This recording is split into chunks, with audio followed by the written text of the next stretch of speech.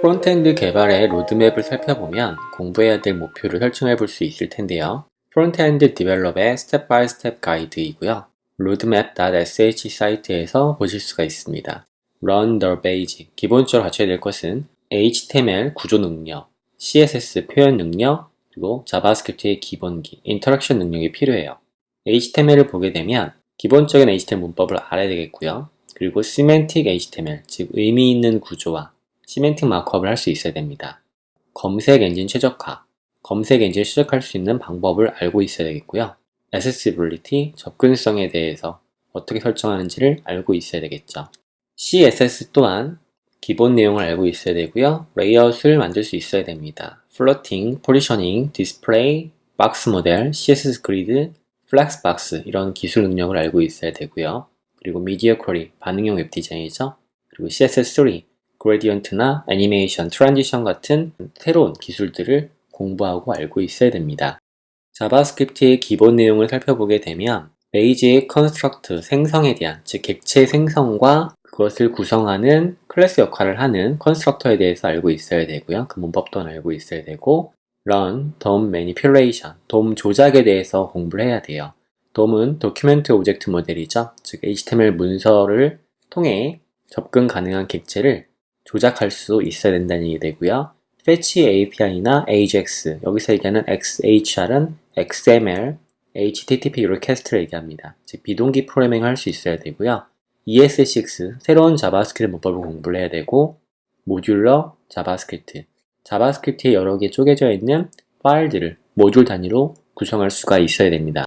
자바스크립트의 컨셉을 알고 있어야 되는데요. 자바스크립트의 호이스팅, 이벤트 버블링, 스코프 영역, 프로타이핑. 여기서 얘기하는 스코프 프로타이프는 프로타이핑 체인에 대한 얘기고요. 섀도우 돔에 대해서 알고 있어야 되고요. 웹 컴포넌트를 사용한다면 브라우저의 워크, 도메인 네임스페이스라든가 또는 HTTP에 대한 네트워크에 대해서 이해를 하고 있으면 좋습니다. 여기까지가 기본에 대한 공부이고요.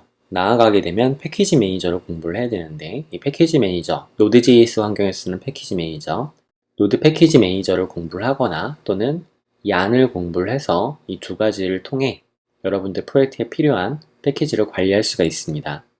아래쪽에 있는 CSS 프리프로세서는요, 전 처리기인데요. 그러니까 CSS는 브라우저가 해석할 수 있지만 다양한 능력을 못 갖추고 있죠. 그래서 이런 부분들을 갖춘 SAS, 포스트 CSS, 스타일러스, REST 같은 것들이 있는데요. 전 처리기를 사용해서 CSS 능력을 대폭 강화해 쓸 수가 있습니다. 이어서 CSS 프레임워크스를 공부할 필요가 있죠. Bootstrap이라든가 또는 Material CSS, Bruma, Semantic UI 등이 있습니다. 물론 이건 필수는 아닙니다. 프로젝트의 생산 속도를 증가시키기 위해서 이와 같은 프레임워크를 사용할 수 있는 건 선택의 문제고요. 필요한 경우 이 중 하나를 사용해 본 경험이 있으면 좋을 것 같습니다. CSS 아키텍처, CSS도 프로그래밍을 하듯이 개발 방법에 대해서 이야기할 수 있는데요. 뱀의 경우는 블록, 엘리먼트, 모디파이어 단위로 CSS의 클래스 네임을 정해서 재사용을 고민하게 되는 것이고요. 비슷한 방법으로 OCSS, Object Oriented CSS나 또는 SMAX 같은 것들이 있습니다. 빌드 툴을 보게 되면 Task Runner, 모듈 번들러, Linter, and Formatter가 있는데요. 먼저 Task Runner를 보게 되면 npm 스크립트, Node.js를 설치하게 되면 기본적으로 npm을 사용할 수 있는데 그 npm의 스크립트를 통해서 명령을 실행하는 것입니다. 걸프를 사용할 수도 있어요. 걸프라고 하는 도구를 사용을 해가지고 여러 개의 태스크를 묶어서 하나의 공정으로 만들어 실행시킬 수가 있습니다.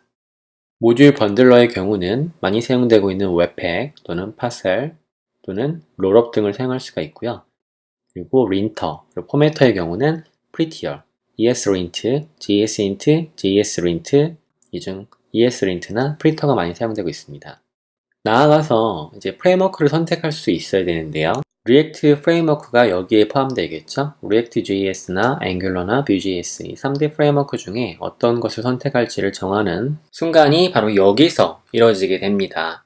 React.js가 우리가 다룰 내용이고요. React.js는 많은 컴포넌트로 구성되어 있는 애플리케이션인데요. 그 컴포넌트의 상태를 관리할 수가 있어야 됩니다.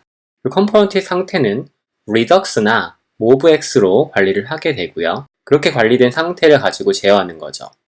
앵귤러는 RxJS나 NGRX를 사용해서 상태 관리를 하게 되고요.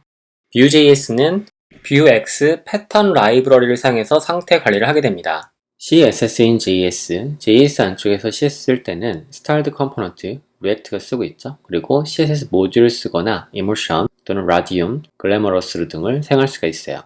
React 영상 강의 다루는 것은 Styled Component입니다. 나아가 테스팅할 수도 있으면 좋겠죠. 애플리케이션을 개발한 다음에 테스팅할 때는 Jest, Cypress 이와 같은 도구들을 사용할 수가 있어요. 프로그레시브 웹 애플리케이션인 PWA라는 방식을 공부를 하고 사용할 수 있으면 좋은데요. 스토리지나 웹소켓, 서비스 워커 등을 사용해서 오프라인 환경에서도 웹 서비스를 이용할 수 있도록 만들어주는 기술입니다. 그리고 타입 체커의 경우는 자바스크립트는 동적형 지정 언어다 보니까 타입이 고정되어 있는 형태의 정적 타입이 아니죠. 이런 경우의 문제를 개선하기 위해서 마이크로소프트가 만든 타입스크립트나 또는 플로우 등을 사용해서 타입을 체킹할 수가 있습니다.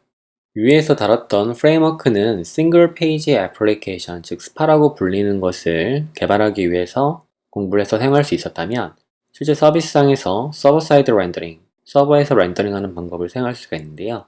이때 React.js는 Next.js를 사용할 수가 있겠고요. Angular는 Universal을 사용할 수 있고 Vue.js는 Next.js를 사용할 수가 있습니다. 이 수업에서는 Next.js를 다루진 않는데요. 추후 다뤄볼 예정입니다. 그리고 서버 사이드 렌더링 방식을 사용해서 Static Site Generate, 정적 사이트를 생성해주는 도구를 사용할 수가 있는데요. React에서는 Gatsby.js를 사용할 수 있고요. Vue.js에서는 Vuepress를 사용할 수 있습니다. 여러분들이 보고 계신 이 사이트 또한 이와 같은 Static Site Generator를 사용해서 만들어진 사이트입니다. 웹에서 끝나는 것이 아니고 데스크탑 애플리케이션을 개발한다면 일렉트론을 사용할 수가 있고요. 그리고 모바일 애플리케이션을 개발한다면 React의 경우는 React Native를 사용할 수가 있습니다.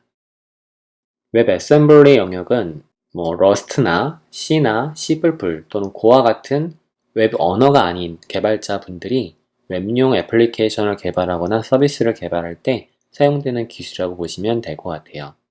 그래서 더 많은 공부가 필요하겠지만 대략적으로 프론트엔드에서 필요한 공부 내용에 대한 로드맵을 보게 되면 지금 설명드린 내용과 같다고 보시면 좋을 것 같습니다. 다음 시간에는 개발 환경 구성에 대한 이야기를 해보도록 하겠습니다.